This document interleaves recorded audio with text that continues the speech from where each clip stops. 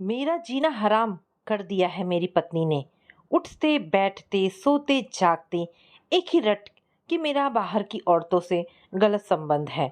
घर के बाहर गया नहीं कि चीखना चिल्लाना शुरू।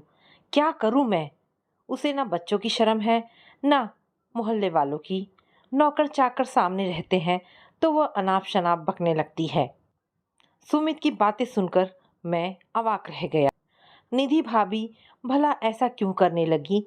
पढ़ी लिखी समझदार है। जब मेरी शादी हुई थी तब भाभी ने बड़ी बहन की तरह सारा काम संभाला था।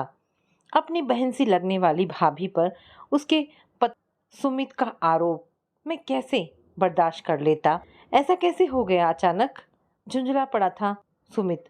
पता नहीं, पता क्यों नहीं? तुम्हारी पत्नी है, कुछ तो ऐसा होगा ही कि जिसकी वजह से वे ऐसा बर्ताव कर रही हैं। वरना दिमाग खराब है क्या उनका? हाँ, यही लगता है मुझे भी। सुमित बुदबुदा रहा था। क्या कह रहे हो तुम? होश में हो ना? जिस औरत ने तुम्हारे साथ 13 साल की खुशहाल गृहस्थी काटी है, तुम्हारे हर सुख दुख में तुम्हारे साथ खड़ी रही है, एकाएक उसका बर्ताव क्यों बदल गया तुम्हारे साथ? तुम्हें पता नहीं? और उस पर यह दावा कि उसका दिमाग खराब हो गया है। दिमाग ही तो खराब है जो मुझ पर शक करती है। क्या यह सही दिमाग की निशानी है? तुमने कुछ ऐसा किया है क्या जो भाभी को तुम पर शक करने का मौका मिला?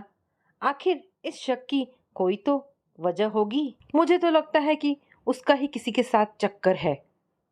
सुमित बोला। जो स्वयं गलत करता है वही सामने वाले पर आरोप लगाता है। चटाक की आवाज के साथ मेरा हाथ सुमित के गाल पर पड़ा।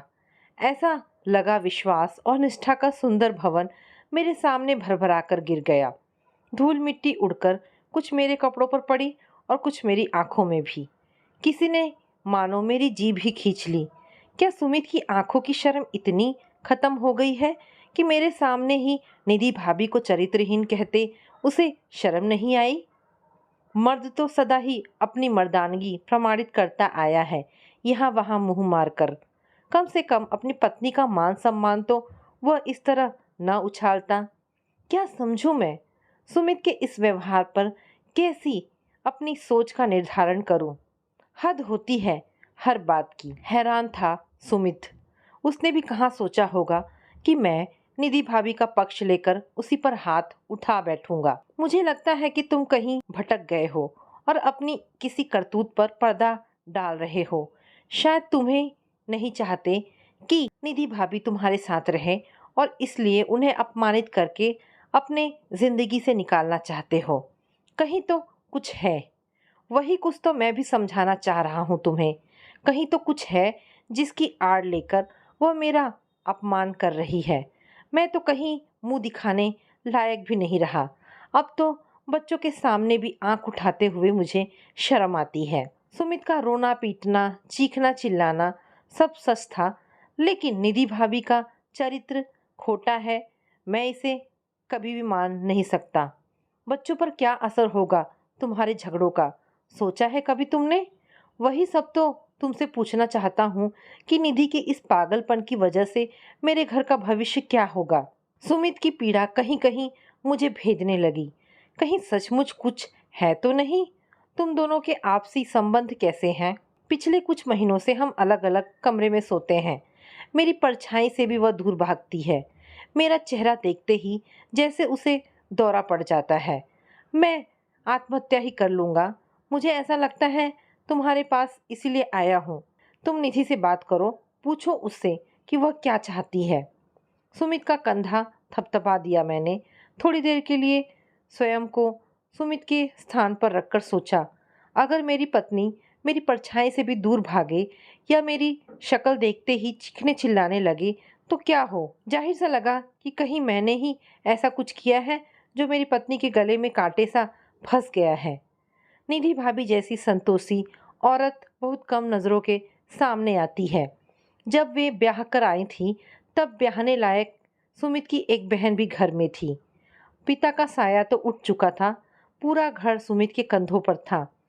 अच्छा वर मिल गया तो एक पल भी नहीं लगाया था भाभी ने अपनी कोरी अनछुई साड़ियाँ और गहने लाकर सुमित के सामने रख दिए थे। निधि भाभी ने बड़ी सहजता से अपना सब बांट दिया था इस परिवार के साथ। निधि भाभी का निष्कपट रूप किसी गहने का मोहताज नहीं था।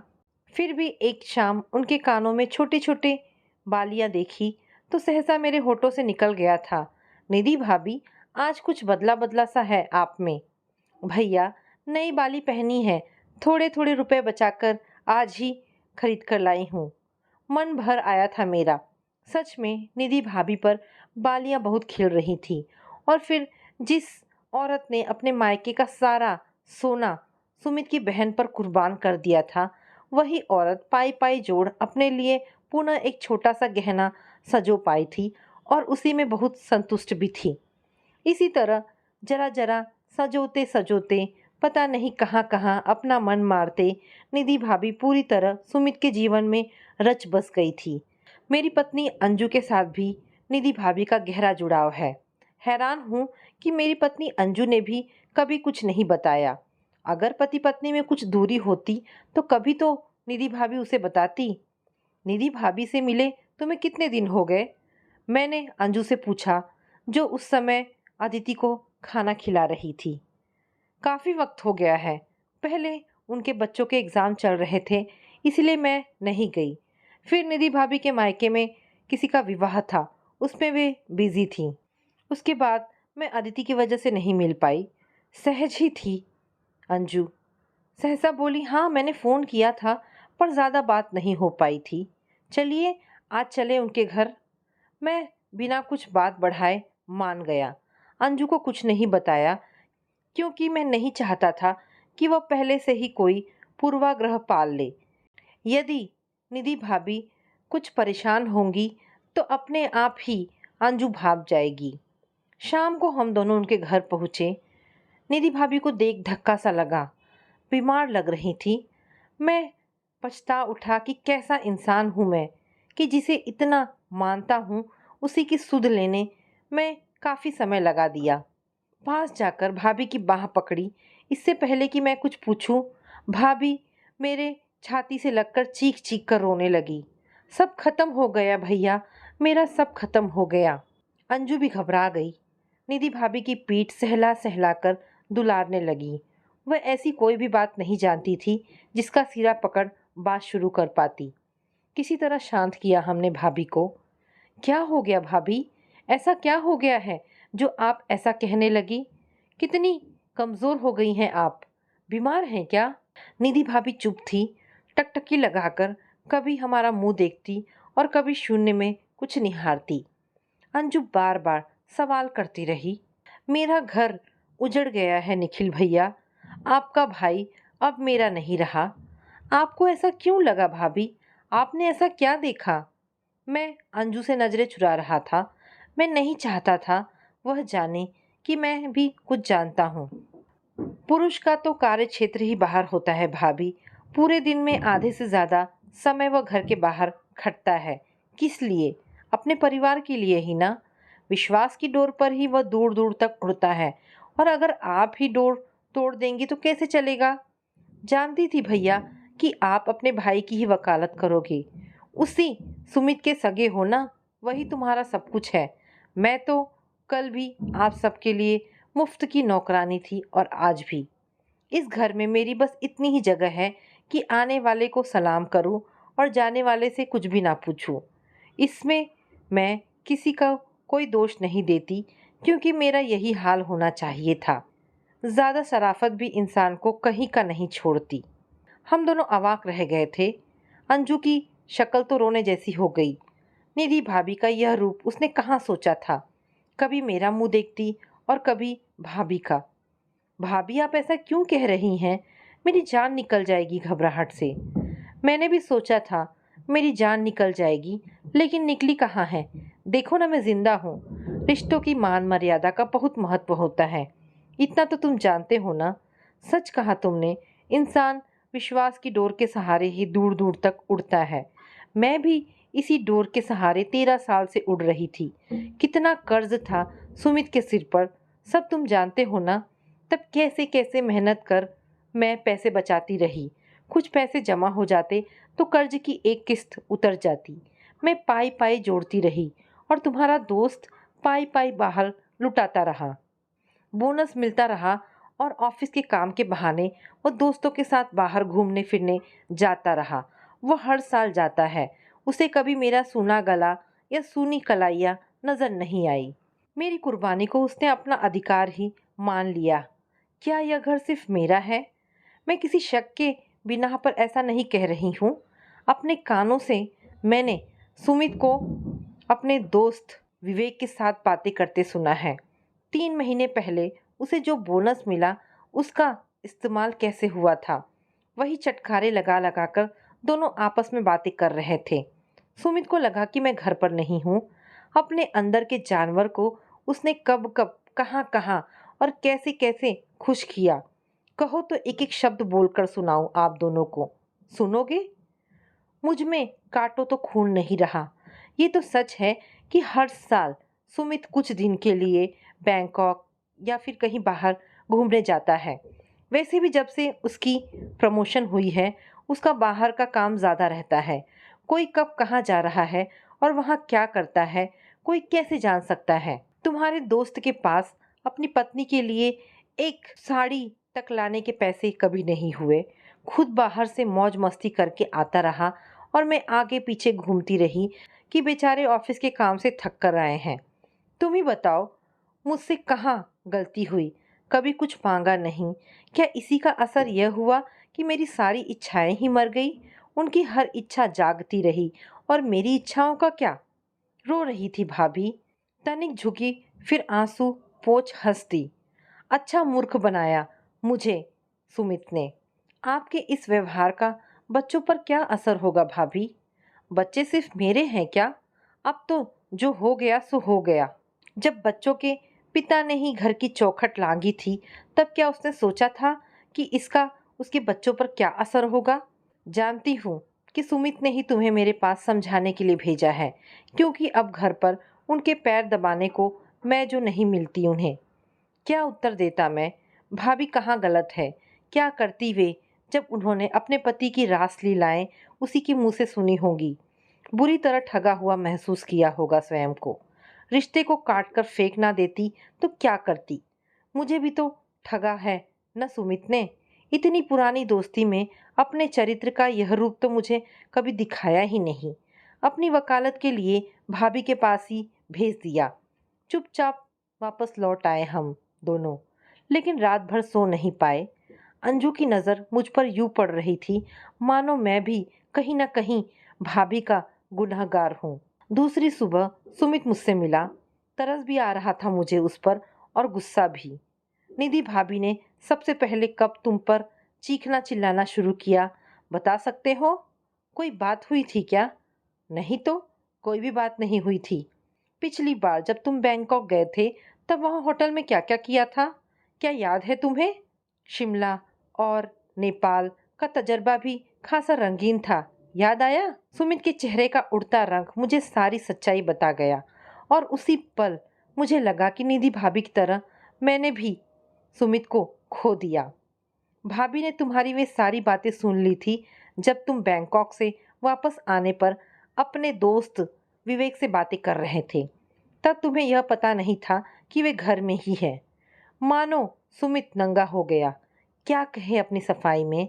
प्रत्यक्ष को प्रमाण की क्या जरूरत थी? अपनी गृहस्थी में तुमने खुद आग लगाई है।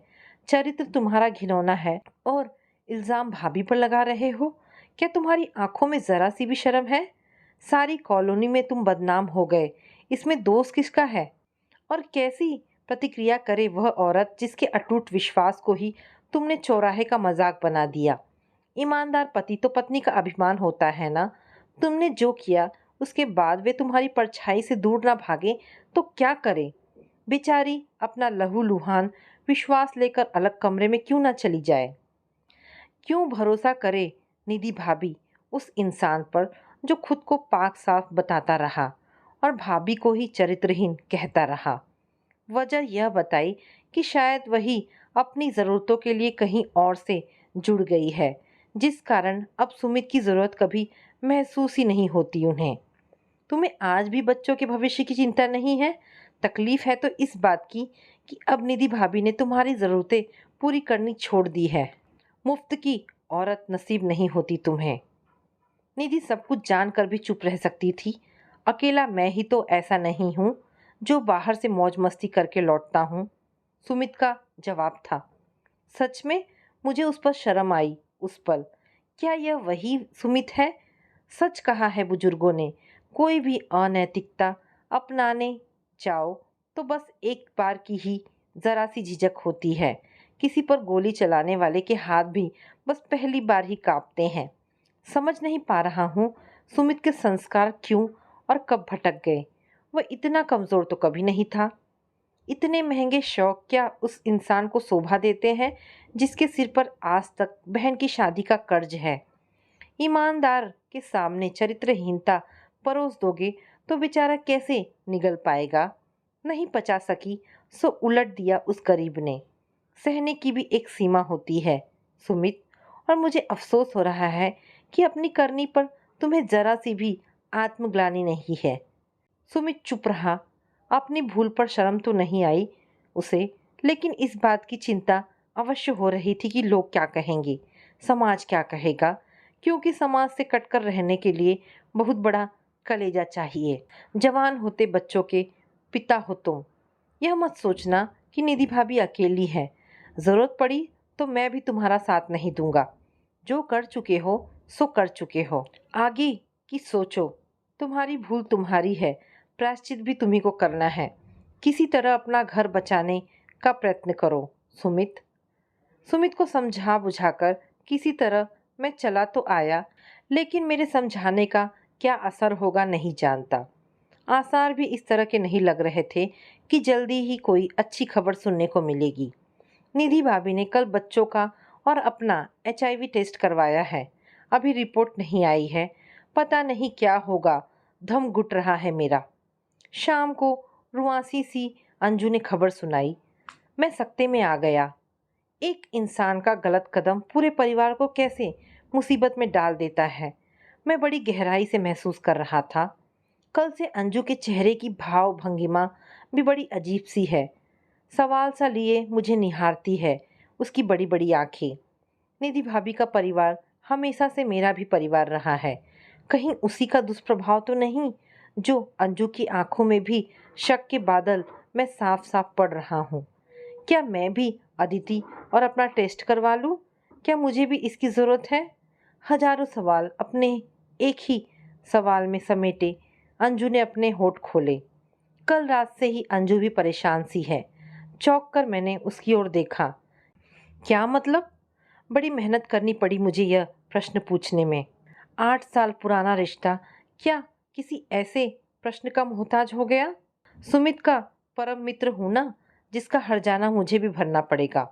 सुमित के घर में उठने वाला तूफान मेरे भी घर की दीवारें फाड़कर भीतर चला आया था। अंजू का चेहरा सफेद पड़ गया मेरा चेहरा देखकर।